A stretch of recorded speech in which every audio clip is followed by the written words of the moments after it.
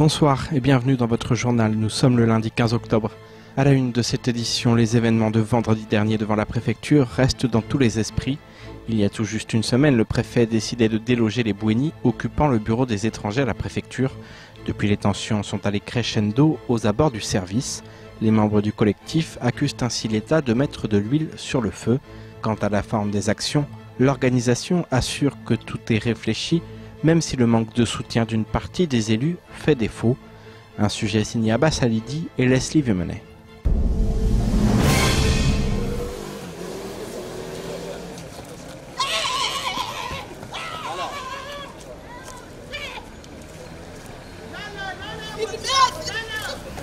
Les images ont fait le tour des réseaux sociaux. Depuis vendredi, les scènes mettant aux prises les Bouénis du collectif et les forces de l'ordre ne cessent d'alimenter les débats. Pour les membres du collectif, par son intervention, le préfet a jeté de l'huile sur le feu. Quand on a fait la tentative d'aller voir le président Marouali, qu'est-ce qu'il a fait?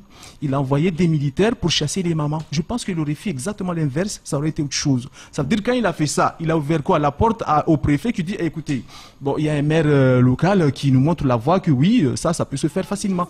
Et il a ouvert le boulevard. Et qu'est-ce qu'on a fait aujourd'hui? On était en train de discuter avec Safina, comme il a dit tout à l'heure, qu'on avait commencé à avoir un consensus entre les élus et aller discuter avec la préfecture pour voir dans quelle C'est vrai qu'on était à deux, ce que disait Samuel tout à l'heure, on était à deux doigts de réussir. Je pense la négociation. Ça a été aussi, c'est aussi malheureusement dans notre pays, l'État n'aime pas perdre. Voilà.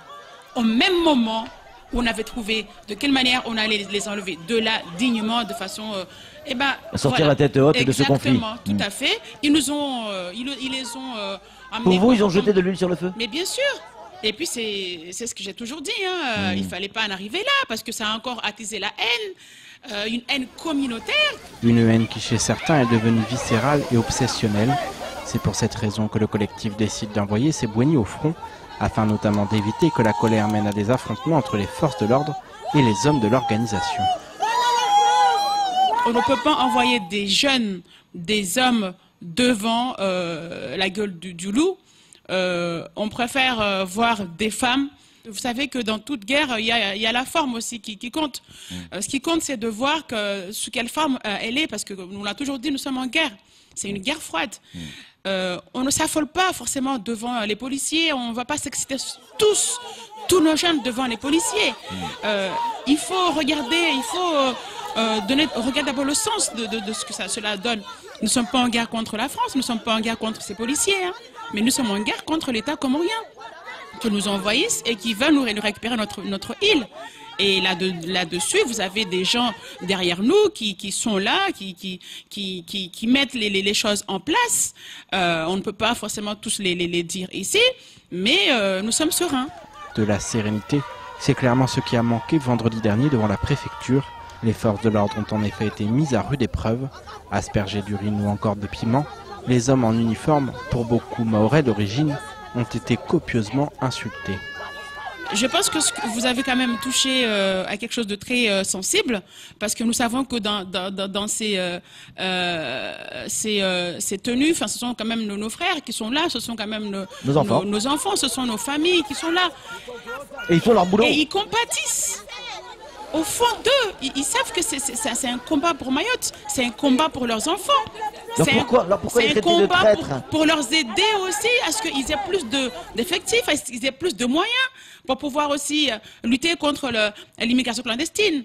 Traître, parce que tout simplement, quand on est en colère, vous comprenez, il faut quand même s'attaquer à quelqu'un, à quelque chose. Eh bien, c'est l'uniforme. En général, quand vous avez c'est pas le policier qui est attaqué, c'est ce qu'il représente. Mais bien sûr, parce que tout simplement, on se dit que c'est l'État qui a manqué à ses fonctions.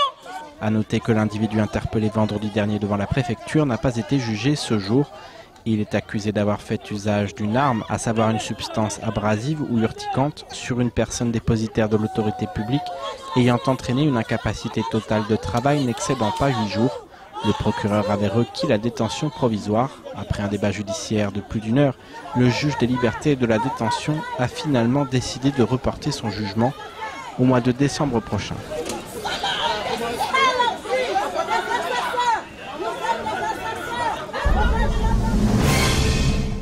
Parmi les membres du collectif de Mayotte, ce week-end, certains ont participé à la réunion du parti Les Républicains, visant notamment à élire leur président. Sans surprise, le député Mansour Kamardine a été confirmé dans ses fonctions. Les militants du parti l'ont de nouveau adoubé à une très large majorité, à savoir 90% des suffrages. À l'issue du vote, le député a remercié les membres de la fédération en affirmant que les LR sont rassemblés et déterminés comme jamais. Un message qui rappelle que les prochaines échéances électorales sont lancées. Écoutons plutôt Abdoul Doukaini qui nous parle de ce scrutin loin d'avoir passionné les foules. Il fallait s'y attendre parce que c'était un scrutin électronique. Vous savez, on a des mamies, des papis, des gens qui ne sont pas familiarisés avec le scrutin, avec comment dire l'outil informatique. Ouais. Donc ceci explique cela. Mais c'était une bonne expérience et puis à l'avenir on saura comment nous organiser pour améliorer cette autre participation. Juste un point, rappeler qu'il y a eu 2 candidats, c'est vrai, à la présidence. Oui. 2 candidats. Il y avait Aouladi Saïdou Baptiston, oui, que je tiens ici à saluer pour son courage, pour sa détermination. C'est un militant de longue date qui est très actif sur le terrain, qui a voulu également aller présenter ses idées, faire valoir ses idées au sein de notre fédération. C'est plutôt positif, ça. C'est plutôt positif. Et bien justement, j'encourage. Ça veut dire que nous sommes au sein dans une organisation qui est démocratique. D'ailleurs, c'est bien stipulé dans nos articles. Donc, je tiens quand même à saluer son courage parce que ce n'est pas donné à tout le monde de se mesurer entre guillemets face à Mansour Kamardine. Tout autre sujet maintenant dans le prolongement de la semaine de l'égalité professionnelle. Dominique Sorin, le préfet de Mayotte, et Mouslim Payet, le président de la CAPAM, ont participé à un déjeuner du monde rural pour échanger autour de la thématique « Mieux connaître la réalité des femmes entrepreneurs en milieu rural mahorais ». Une délégation officielle s'est ainsi donné rendez-vous à Combani dans l'exploitation de Madame Zaoudjati Anouar. L'occasion d'apporter un peu de reconnaissance à ces femmes qui contribuent à nourrir la population. Abbas Salidi, Amina Ariti et Daniel Deragakoura. Voir le préfet de Mayotte arpenter sa parcelle et venir à sa rencontre pour Zaoudjati, c'est un immense honneur. Dans son quotidien d'agriculture, en effet, ce genre de visite est plutôt inespéré.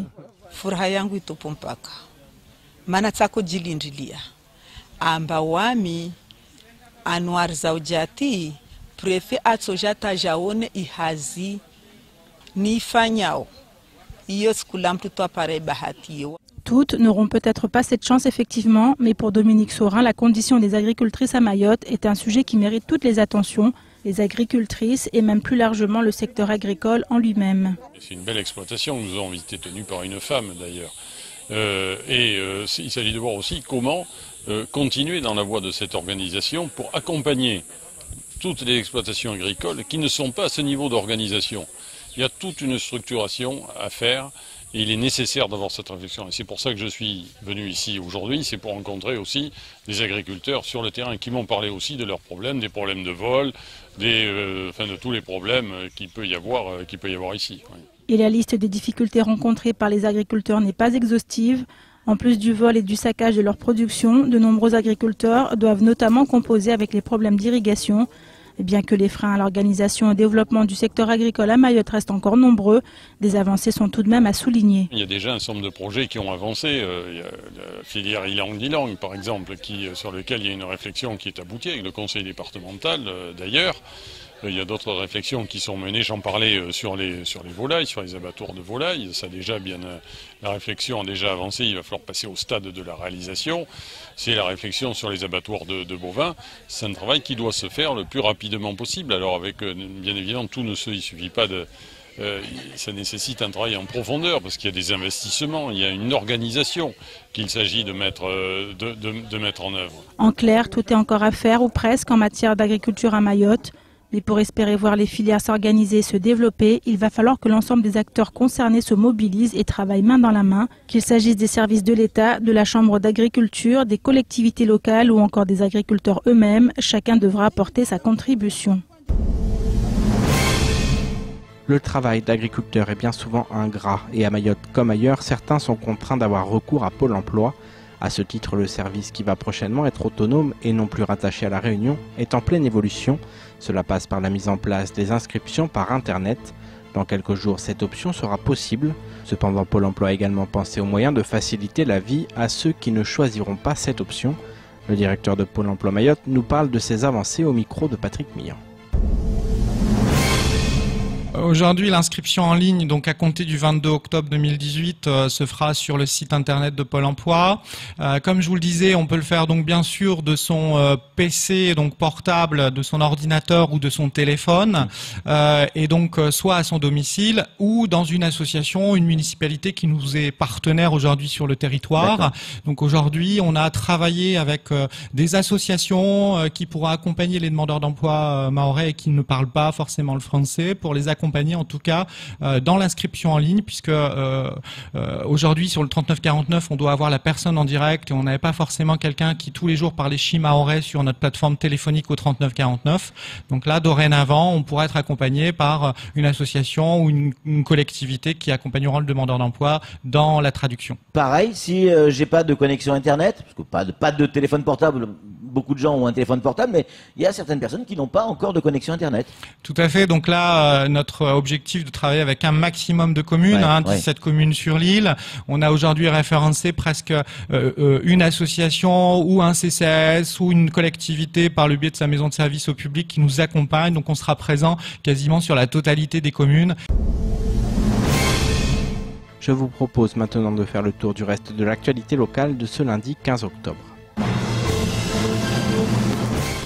En début de semaine dernière, un violent accident s'est produit à hauteur de la décharge de Magicavo. Il a fait 9 blessés, dont une personne est toujours hospitalisée et paralysé le chef-lieu pendant plusieurs heures. Les circonstances du carambolage sont aujourd'hui connues. À l'origine de l'accident, un taxi clandestin qui a refusé d'obtempérer à un contrôle routier. En fuite, il a tenté de tourner à l'intersection des Hauts-Vallons et a percuté de plein fouet une camionnette qui arrivait en sens inverse. Après l'accident, le conducteur du taxi a pris ses jambes à son cou pour s'enfuir. L'enquête a cependant permis d'interpeller le coupable le jeudi dernier à Magicavo. Il s'agit d'un étranger originaire d'Anjouan en situation irrégulière sur le territoire, non titulaire du permis de conduire et affichant un défaut d'assurance. Il a été placé en garde à vue puis en détention provisoire en attendant son procès. Il risque une lourde peine de prison ferme. Dans le cadre de la loi Égalité réelle en Outre-mer adoptée en février 2017, l'État peut transférer à titre gratuit des terrains lui appartenant à l'établissement public foncier et d'aménagement de Mayotte en vue de la réalisation d'opérations de construction de bâtiments scolaires, de logements sociaux et d'infrastructures publiques de première nécessité. Le préfet de Mayotte arrêtera la liste des parcelles faisant l'objet du transfert le 31 décembre 2020 au plus tard. Par ailleurs, cette loi vise à résorber les situations foncières complexes à Mayotte, absence de titres de propriété, indivision, etc. Pour venir à bout des problématiques, la création d'une commission d'urgence foncière pour le territoire a été actée. Cette CUF aura pour objectif d'aider les particuliers souhaitant s'engager dans une démarche de régularisation foncière, telle que la collecte et l'analyse des éléments pour inventorier les biens fonciers et immobiliers. Le ministère des Solidarités et de la Santé et Santé publique France, en partenariat avec l'assurance maladie, lance la 3e édition de Mois sans tabac en novembre prochain. Selon l'État, cette opération a contribué à la baisse historique du tabagisme en France. 1 million de fumeurs quotidiens en moins entre 2016 et 2017. À Mayotte, le tabac est l'une des premières causes de consultation d'addictologie au centre hospitalier de Mayotte. 30% des jeunes mahorais fumeraient. Une enquête de 2015 réalisée par la Maison des adolescents sur les conduites à risque a montré que 1 jeune sur 3 est concerné par l'exposition à la consommation de cigarettes. Sur les 2 îles françaises de l'océan Indien, des fan zones seront déployées pour aller à la rencontre des fumeurs et de leur entourage. Ce dispositif itinérant ludique et interactif comprend un espace de consultation et un espace partenaire.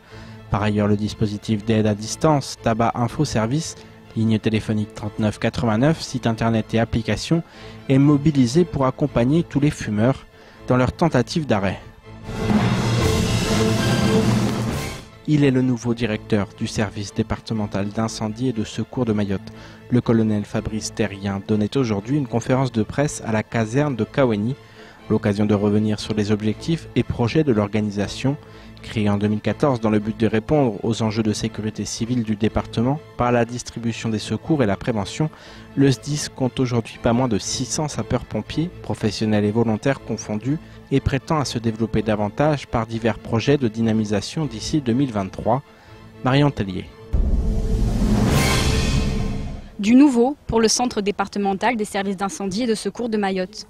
Le colonel Fabrice Terrien prend à présent place en qualité de directeur. Il sera assisté par le lieutenant-colonel Frédéric Robert et aura en charge la conduite de l'établissement public en déclinant les orientations stratégiques fixées par les élus du conseil d'administration. Mon arrivée est très récente, ça fait tout juste 2 semaines que je suis présent sur le département. Donc ma démarche consiste à entrer en relation avec les centres, avec les personnels pour essayer de m'imprégner de l'organisation en place. Évidemment, c'est un SDIS qui est jeune, il a encore besoin de se moderniser. Malgré tout, je ressens qu'il y a à l'intérieur de notre organisation tout un tas de personnes qui ont envie que les choses évoluent. Donc c'est très favorable. J'avoue avoir pris goût à l'exercice des responsabilités et dans ce contexte, j'ai souhaité relever des défis un peu particuliers et donc Mayotte est un département un petit peu hors norme et donc il y avait l'intérêt de ce défi en matière professionnelle et puis aussi le goût de vivre une aventure humaine exceptionnelle. Au total, 13 700 interventions ont été recensées sur le territoire en 2017. 6 centres d'incendie et de secours sont implantés sur l'île et en capacité de déployer 65 sapeurs-pompiers en départ immédiat. Le délai d'intervention est d'en moyenne 20 minutes, un chiffre bien souvent contesté par l'opinion publique mahoraise. Un pompier ne fait pas tout.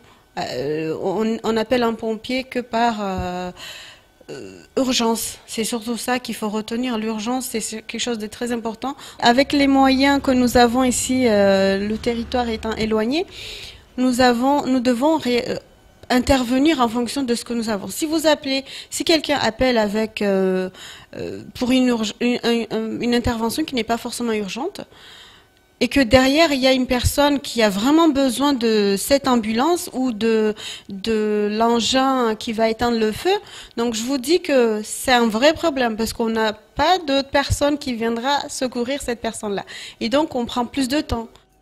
De grands chantiers sont prévus sur le territoire, avec notamment la construction de structures modernes pour les centres déjà existants et la construction de 2 centres supplémentaires. Des actions via les réseaux sociaux devraient également être menées pour susciter de nouvelles vocations et aider les sapeurs-pompiers volontaires à se sentir mieux dans leur engagement. C'est la fin de votre journal, tout de suite la suite de nos programmes. Bonne soirée, à demain.